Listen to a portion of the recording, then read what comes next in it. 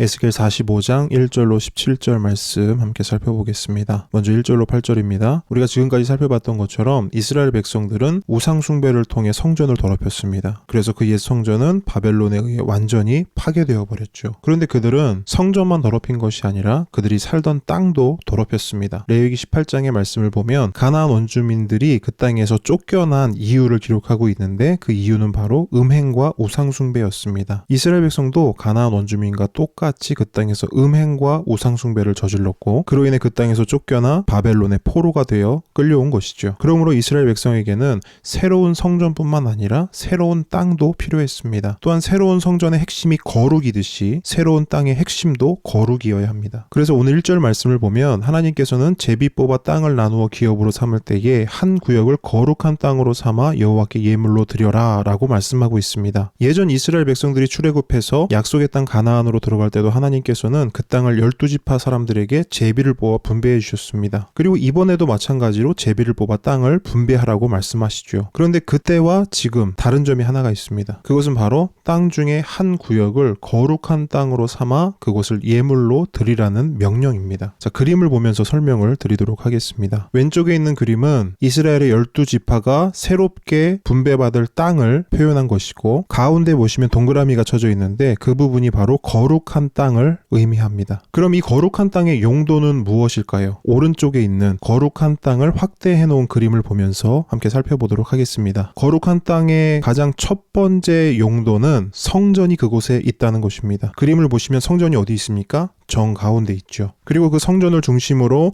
제사장들과 레위인들이 그 땅을 차지하게 됩니다. 그리고 그 밑으로는 온 이스라엘 백성들이 공동으로 사용하게 되며 양쪽에 남겨진 땅들은 왕, 즉 군주가 그 땅을 차지하게 됩니다. 하나님은 왕들에게 땅을 주시면서 그 이유를 기록하고 있는데 하나님이 주신 그 땅에 만족하고 형제들의 다른 땅들을 억지로 빼앗지 말라는 것입니다. 이것은 어떠한 것을 의미할까요? 옛 왕들이 자신들의 욕심을 위해서 다른 지파들의 땅을 마음대로 착취했던 적이 있었습니다. 그래서 하나님은 이러한 설명을 통해 새로운 땅에는 그러한 일이 있어서는 안 되고 있을 수도 없다는 것을 말씀하고 있는 것입니다. 거룩한 땅을 설명하신 후에 8절을 보면 그 나머지 땅은 이스라엘 족속에게 그 지파대로 줄지니라 라고 하나님은 말씀하십니다. 그런데 여러분, 이렇게 땅을 새롭게 분배하는 것이 어떤 의미가 있을까요? 나중에 먼 훗날 이스라엘 백성이 바벨론 포로에서 돌아와서 이렇게 새롭게 땅을 분배해야 함을 말씀하시는 걸까요? 그렇지 않습니다. 이스라엘 백성들이 포로에서 들어와 성전을 지었음에도 에스겔 환상에서 본 그 성전을 지을 수 없었듯이 그들은 다시 이스라엘 땅에 돌아왔음에도 하나님이 말씀하신 대로 땅을 분배한 적이 없습니다. 그러므로 에스겔이 본 땅에 대한 환상도 성전에 대한 환상처럼 이 땅에서 문자적으로 이루어지는 것이 아니라 예수 그리스도를 통하여 영적으로 이루어질 것을 의미하는 것입니다. 그리고 그것의 핵심은 바로 거룩입니다. 앞서 말씀드렸지만 땅의 분배에 있어서 가장 중요한 가치는 거룩이고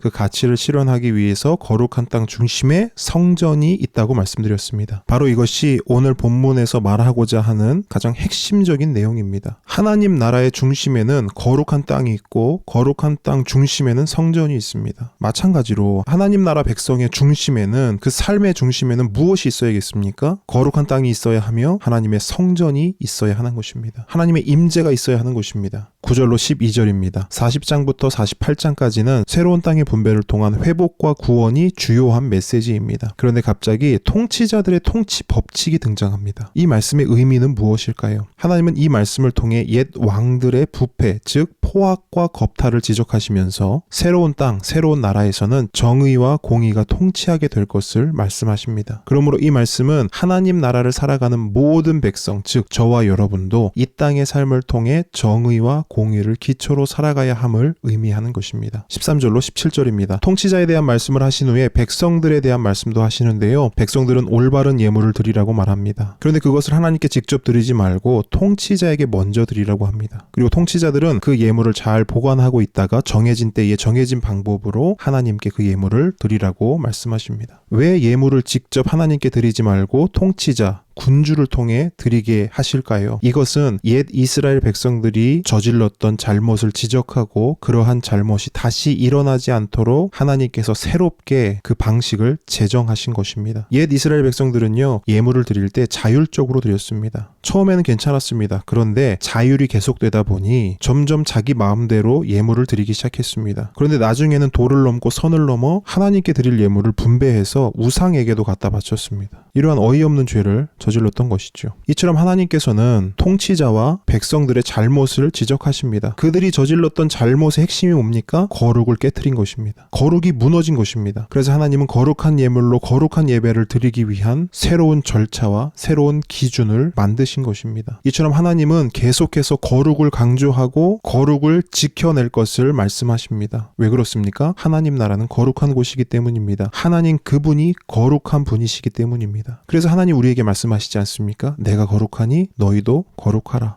그러므로 하나님 나라의 백성은 거룩해야 합니다. 하나님 나라의 백성이 드리는 예배 거룩해야 합니다. 하나님 나라의 백성이 살아가는 삶 거룩해야 합니다. 저와 여러분은 하나님의 이러한 요청에 어떻게 반응해야겠습니까? 마땅히 거룩으로 반응하는 저와 여러분 되기를 축복합니다. 하나님 앞에 거룩함으로 영광 돌리는 저와 여러분 되기를 주님의 이름으로 축복합니다.